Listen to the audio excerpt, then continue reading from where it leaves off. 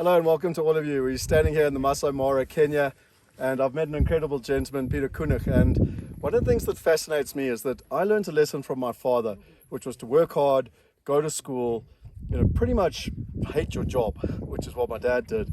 But in the essence of trying to put his kids through education, and one day he'll be happy.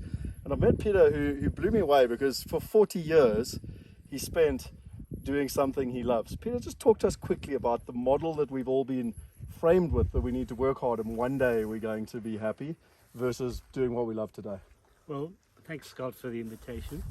So what we've all learned from the time of mother's milk, but it goes back 350 years to the start of the present money system and industrial system, with scientific and industrial system, which were started at the same time. We've learned to work. Work means doing damage to ourselves, for which we receive, and the language is still there, compensation. And the compensation is the damage that we do to ourselves.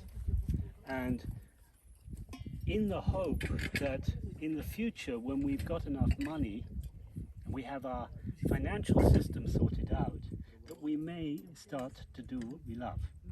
And for our parents and our grandparents and great-grandparents, this was the formula for success.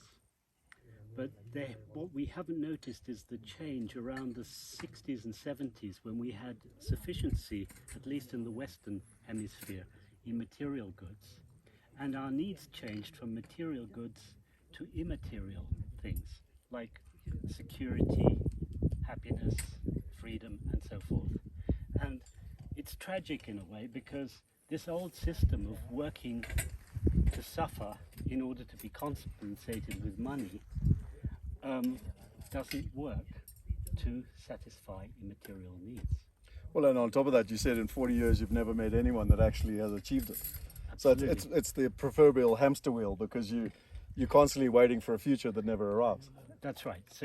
So to resolve this, the first thing you need is to be conscious that this is actually happening with you, and recognize that if you just continue it, you're not going to get off this hamster wheel, and you will die never having realized what you wanted in your life. Tell me, what's the other way? What did you figure out 40 years ago? And just quickly, I understand you do entire week seminars on this, so it's a synopsis, but it's as I understand, is doing what you love, and everyone has 100 reasons why not to do that, but why is it possible? So it's a challenge, particularly in this climate or this context, this culture in which we've all grown up in, and we're so conditioned that we consider what I've just mentioned, what we've just been talking about, as so normal. But the challenge, and wasn't a challenge for me at the time I started it. It was like I just did it instinctively. I said, now I've got enough money, I really don't need to earn any more. And I don't see why I'm not doing what I like to do, what I love to do. So I just started it. And it was very irrational. The sort of stuff I was doing was totally irrational, but I just followed my feelings. Like some people talk about an inner voice. I just did whatever I felt like doing. And it grows on you.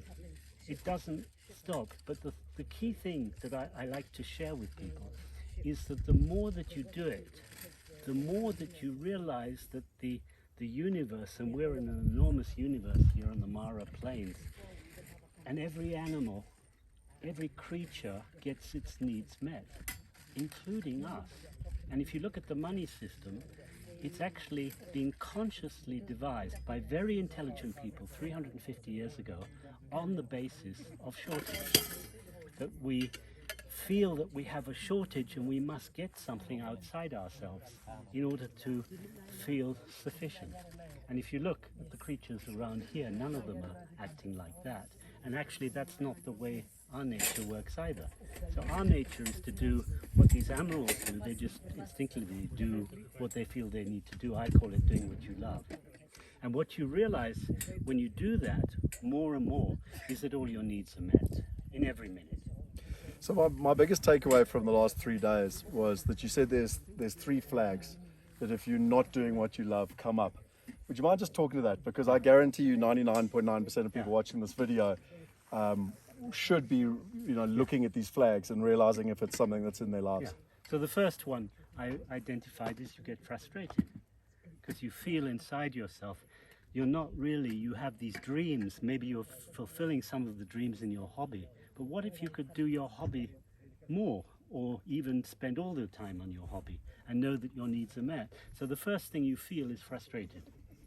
And if you don't listen to that, and particularly as you become more sensitive with time, that frustration will make you ill. And this is a wonderful, I say these things which are not liked, but I said it's a wonderful gift because it's like nature putting you to bed and saying, look, just stop and listen and reflect a bit about what you're doing in life. If you don't do that, you'll just get more ill if you don't change something. Yep. The second one, or the third one, is that you're likely to feel jealous of people who are living their lives more fully. And if you can take that as another gift, it's really wonderful because it's showing that there's something that you're doing in your life that you're not alive with, that you're not living.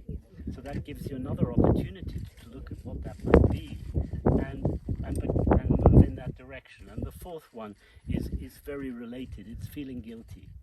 I believe guilt is a wonderful thing. It's a wonderful sign. It's telling you that really parts of you are not alive. And actually, if you are totally alive, you can do even things that people might think are negative. If they are appropriate, you won't feel like getting angry with somebody. You're not meant to be angry, you're not meant to be violent, you're not meant to be nasty. So if you can't be angry, violent and nasty, you're likely to have violence done on you unconsciously. So you need to be able to use these things when they're appropriate, but not when they're inappropriate, but when they're appropriate. And I can assure you, when you use them appropriately, you won't feel any sense of guilt at all. Well, it's absolutely fascinating. I want to keep this short. Thank you very much, Peter. It's been wonderful learning from you. I just want to highlight for you, if you're feeling frustration, jealousy, guilt, illness, or even one of the ones is drained, which is what I'm feeling. And that's one of the reasons why I'm here in the Masai Mara learning from Peter Koenig and another gentleman called Alexander Inchbald. We've been learning about money and ultimately what money means to you. We've been learning about mission and what, Peter's got, and there's no ways we can go through it now, but things like reclamation, your feelings around money, and all of the things that we've been talking about now are just flags and symptoms. And hopefully all that we've done is show you the why of you need to change. Obviously we can't get into this video and the how and the what, but I look forward to hopefully working with Alex and Peter to bringing that to you so that you too can get into the how and the what, and you can live a life where not only do you love what you do, but you can live a life of legacy. Hope you enjoyed this Wealth Insight coming live from the Masai Mara, and thanks Peter for your time. I really appreciate it. Thank you, Scott. Cheers. Pleasure.